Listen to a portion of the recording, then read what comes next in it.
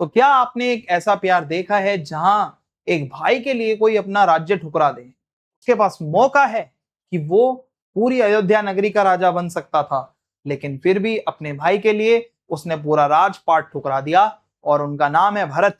और आज class 12th में अंतरा बुक से जो आपका ये काव्य खंड का जो मैं आज आपको पढ़ाने वाला हूं, भरत राम का प्रेम, आपको ये भरत और प्रभु श्री राम के बीच का जो प्यार है वो देखने को मिलेगा, और बहुत सुंदर इसके अंदर चीजें आएंगी और फील होंगी आपको एक एक चीज। अगर आपने रामायण देखी है, नहीं देखी, तो भरत राम का प्रसंग आपको आज मैं पूरा अच्छे से करवा दूंगा। तो चलिए वीडियो को आगे बढ़ाते हैं और देखते हैं। सबसे पहले तो बता दूं, जो आज हम पढ़ रहे हैं ये रामचरितमानस के अयोध्या कांड से लिया गया, ठीक है। रामचरितमानस बहुत बड़ा ग्रंथ है, बहुत सारे उसमें अलग अलग कांड आते हैं, और उसमें अयोध्या कांड में ये पाठ आता है। इसमें बताया गया है कि भगवान राम के वन गमन के बाद भरत की मनोदशा क्या थी। भरत जो उनके भाई हैं, जब भगवान श्री राम वनवास के लिए जाते हैं तो उनके भाई भरत को कहा जाता है कि अब आप ये पूरा अयोध्या का राजपाट संभालिए, क्योंकि लक्ष्मण जी भी चले गए थे साथ में। तो वो भरत कहते हैं कि नहीं चाहिए मुझे कोई राजपाट, मुझे मेरे भाई चाहिए, मुझे मेरे प्रभु राम चाहिए। तो भरत का राम के प्रति अत्यधिक प्रेम है। देखो वो भाईचारा बहुत ज्यादा है इनके बीच में। इनकी मिसाल दी जाती है कि भाईचारा हो तो भरत और राम जैसा, भरत मिलाप है ना। कहते हैं कि भगवान राम को जब उन्होंने ऐसे हक किया था, आज भी कहते हैं ना, देखो अगर कोई दो लोग गले लगते हैं तो कहते हैं भाई भरत मिलाप मत कर। तो भरत मिलाप क्या है? जब वो अपने भाई से मिले, जब राम जी वन गमन से अन्य माताएं और अयोध्या के नगरवासी भी अत्यंत दुखी हैं कि भगवान राम जाते हैं, तो जितनी भी माताएं हैं, कौशल्या माता, ठीक है, जितनी भी माताएं हैं वो बहुत ज्यादा सैड है, और अयोध्या के लोग भी बहुत ज्यादा सैड है। तो ये पूरा एक बैकग्राउंड है जो मैंने आपको बता दिया है। अब आपके पेपर में क्या है ना, इस तरीके से एक पार्ट आएगा इसका, ओके। अब इसमें लिखा होगा बड़ा बड़ा, पुल की शरीर सभा भय ठाढ़े, नीरज नयन ने जल बाढ़े। अब मैं 99% कह सकता हूं कि आपको डायरेक्ट तो समझ में आ नहीं रहा हो कि लिखा क्या हुआ है ना। अब आपको क्या करना है, ये लाइन टू लाइन सारी याद करने की जरूरत नहीं है भाई। आप स्टार्टिंग के दो ये वर्ड याद रखो, पुल की शरीर सभा भय, इतना याद कर लो, आइडिया लग जाए कि भाई पुलकी वाले उससे लाइन से आया हुआ ये पूरा वो है जब आएगा आपके पेपर में। और लास्ट वाला याद कर लो, प्रेम पियासे नैन, ठीक है, बस इतना याद कर लो, और अंदर की जो एक्सप्लेनेशन बता दूंगा उतना याद कर लो, पेपर में फोड़ के आ जाओगे, पेपर में कोई दिक्कत नहीं आएगी। बताता हूं अंदर क्या लिखना है। कवि तुलसीदास, कविता भरत राम का प्रेम, और इसमें बता दिया है जो जो इसके मैंने आपको बैकग्राउंड में चीजें बताई हैं वो इसके प्रसंग में आप लिख सकते हो। अब इसकी व्याख्या कुछ इस तरीके से है, चित्रकूट में मुनि वशिष्ठ अपनी बात कहकर भरत को आदेश देते हैं कि भाई तुम अपने मन की बात कहो, संकोच मत करो। तो चित्रकूट का माहौल है, दृश्य पूरा चित्रकूट का है, वहां पर मुनि वशिष्ठ हैं, कहते हैं मैंने अपनी बात कह दी, अब भरत अब आगे आओ, तुम क्या कहना चाहते हो, अपनी बात रखो। भरत कहते हैं भाई मैं जो कुछ भी कह सकता था वो सब तो मुनिनाथ आपने कह डाला, मैं तो जानता हूं मेरे प्रभु राम का स्वभाव कैसा है, मैं तो उनको बहुत अच्छे से जानता हूं, ठीक है। तो इसके बाद भरत सभा में राम के सामने खड़े हो जाते हैं और बहुत भावुक हो जाते हैं, वो रोने लगते हैं उनको देखकर, अपने बड़े भाई को, ठीक है, अपने भाई को। तो वो कहते हैं मैं जो भी कह सकता था वो सब तो मुनिनाथ आपने कह डाला, अपने स्वामी राम को मैं जानता हूं, वो दुश्मन पर भी कभी गुस्सा नहीं करते, वो बहुत अच्छे हैं, अच्छे दिल के हैं, ठीक है। और मुझ पर तो भगवान राम की विशेष कृपा है, बहुत प्यार करते हैं वो मुझसे, कभी खेल में भी मुझसे गुस्सा नहीं हुए आज तक रिकॉर्ड है, कभी गुस्सा नहीं हुए मुझसे वो, ठीक है। और यहां तक बचपन में भी मैंने उनका साथ कभी नहीं छोड़ा, और उन्होंने भी मेरा मन कभी नहीं तोड़ा, ना मैंने उनका साथ छोड़ा ना उन्होंने मेरा मन तोड़ा। सिंपल सी बात है, यहां तक समझ में आ रहा होगा आपको। अब वो कहते हैं मेरे हारने पर भी प्रभु मुझे जिता दिया करते थे, हारते हारते भी भाई वो मुझे जिता देते थे, ऐसे हैं मेरे भ्राता श्री राम। समझ में आ रहा है आपको? तो मेरे प्रेम के प्यासे नैन उनका दर्शन पाना चाहते हैं, मैं हमेशा इनके चरणों में रहना चाहता हूं, ठीक है। तो अब समझो भाई, अब वो इतना जब आपको याद नहीं करना था जो पीछे दिखाया था, ठीक है, पुल की सभा वो वर्ड याद हो गया, प्रेम प्यासे नैन याद हो गया, अब बीच की जो व्याख्या है मैंने आपको बता दी, सिंपल है ना। अब ऐसे ही दूसरा काव्यांश, विधि ना सकेऊ सही मोर दुलारा, या विधि ना सके इतना याद कर लो, और मुनि रघुराव लास्ट की ये याद लाइन कर लो। ठीक है, दूसरा काव्यांश है। अब विधि वाला जो काव्यांश है इसके अंदर क्या है मैं आपको बताता हूं। यहां पर भरत क्या कहते हैं कि मुझसे श्री राम इतना प्यार करते हैं कि विधाता को ये सहन नहीं हुआ। कहते हैं भगवान को बर्दाश्त नहीं हुआ क्या हमारा भाईचारा जो हमें अलग कर दिया, उनको वनवास के लिए उनके उसमें मतलब किस्मत में लिख डाला वनवास उनके लिए। तो कहते हैं कि विधाता ने नीच माता के बहाने मेरे और प्रभु राम के बीच दूरी पैदा कर दी। कहते हैं कि जो इनकी माता है उन्होंने ही ये सब करवाया था, है ना, वन गमन के लिए दशरथ महाराज को कहा था कि इनको बोलो कि वन में जाएं। और यह भी कहना आज मुझे शोभा नहीं देता क्योंकि अपनी समझ से कौन साधु और पवित्र होता है। कहते हैं मेरी माता तो बुरी है, मैं खुद को भी साधु कैसे बोलूं, इतना मेरे को हक नहीं दिया किसी को मैं गलत कह के खुद को सही कहूं। वो कहते हैं जिसको पूरी दुनिया पवित्र माने असल में वही पवित्र होता है, मेरे कहने से क्या होता है। अगर मैं ये कहूं कि मैं सही हूं तो ये बात सही थोड़ी है। अपनी तारीफ कभी भी खुद नहीं करनी चाहिए, इससे ये पता चलता है। पाप के समान विचार।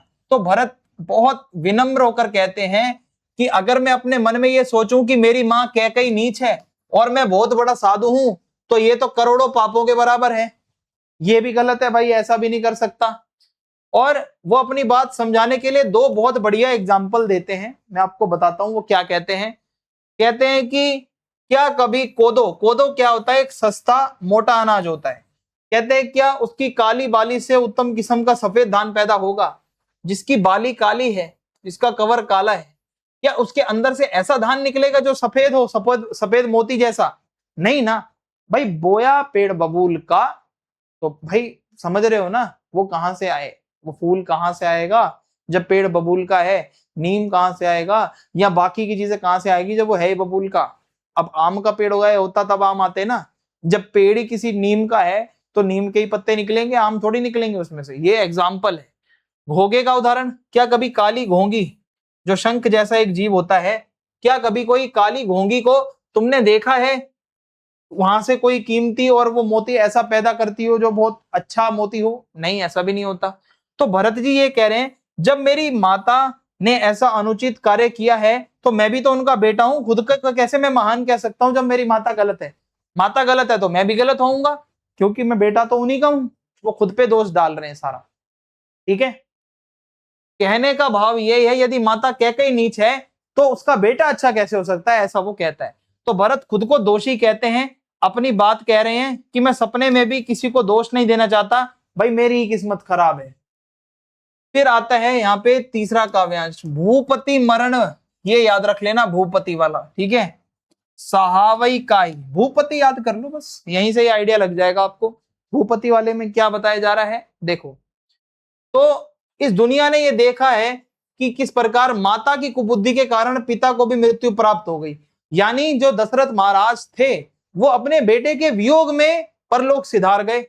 उनको उम्मीद थी कि भाई भगवान राम उनके जो बेटे हैं वो जल्दी आ जाएंगे, वो उसी वेट में उनके मतलब तबीयत खराब से खराब होती चली गई।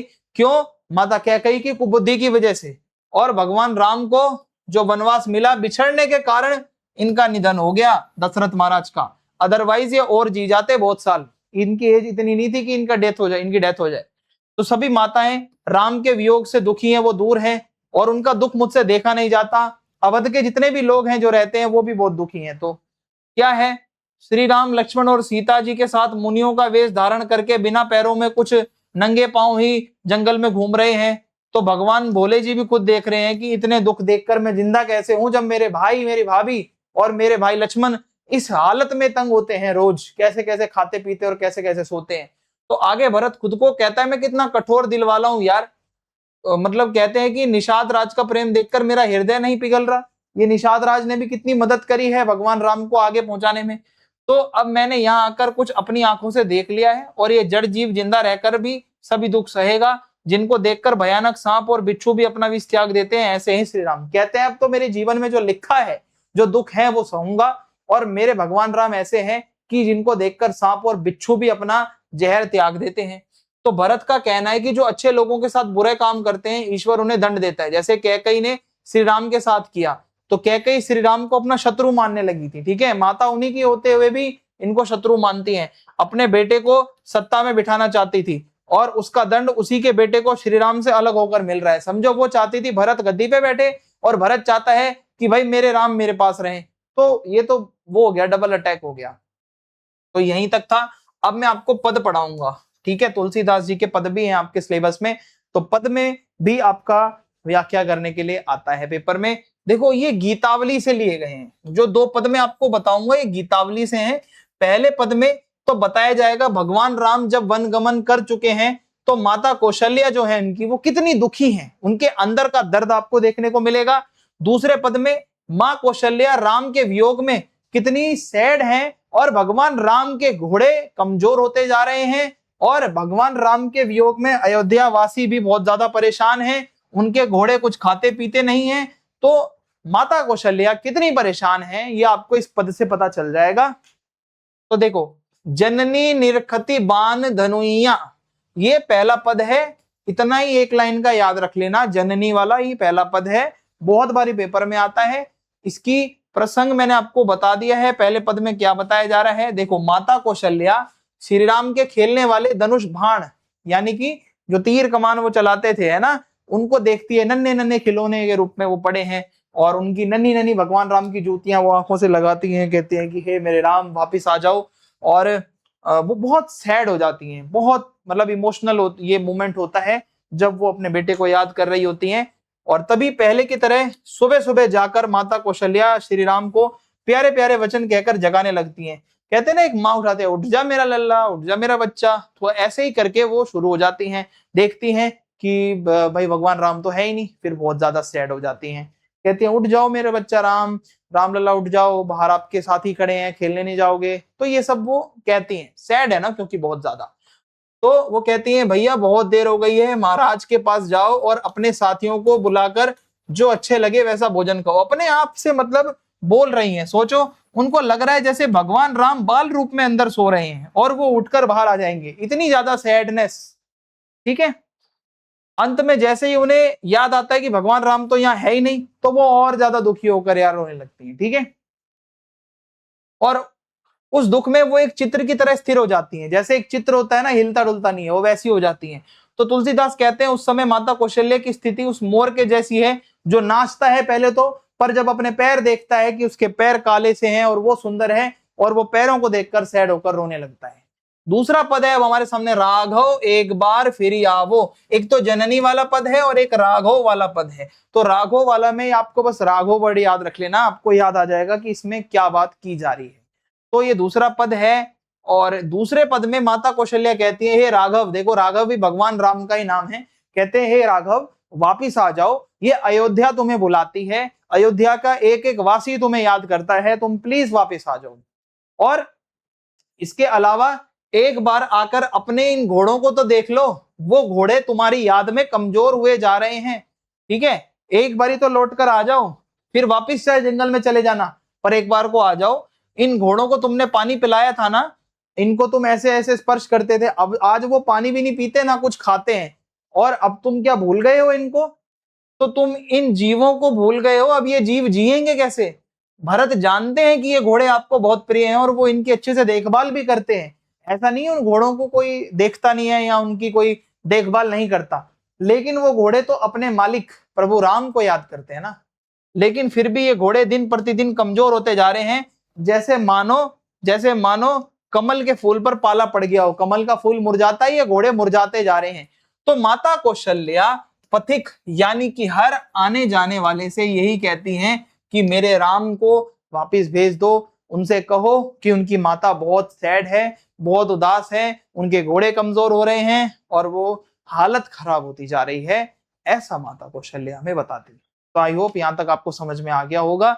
यहाँ पर हमारा पद खत्म होता है। भरत और राम का जो वो संवाद था वो भी मैंने आपको बता दिया है। और अगर वीडियो पसंद आई है तो प्लीज कमेंट करके बताना दोस्तों। और फ्री पीडीएफ नोट्स आपको मिल जाएंगे टेलीग्राम पे, पीछे आपके सामने यूजर नेम लिखा हुआ है। और कोई भी क्वेरी है, Instagram account Eklavya study point पे आके आप कॉन्टेक्ट करिएगा, वहां पे आपको रिप्लाई मिल जाएगा। eklavyastudypoint.com हमारी वेबसाइट है, यहाँ बहुत सारा एजुकेशन कंटेंट धीरे धीरे हम डाल रहे हैं, तो आपको भी अपना क्लास 12th का कंटेंट यहाँ पे मिल जाएगा। वीडियो पसंद आई है तो चैनल सब्सक्राइब करना, वीडियो को लाइक करना, ज्यादा से ज्यादा शेयर करना। धन्यवाद।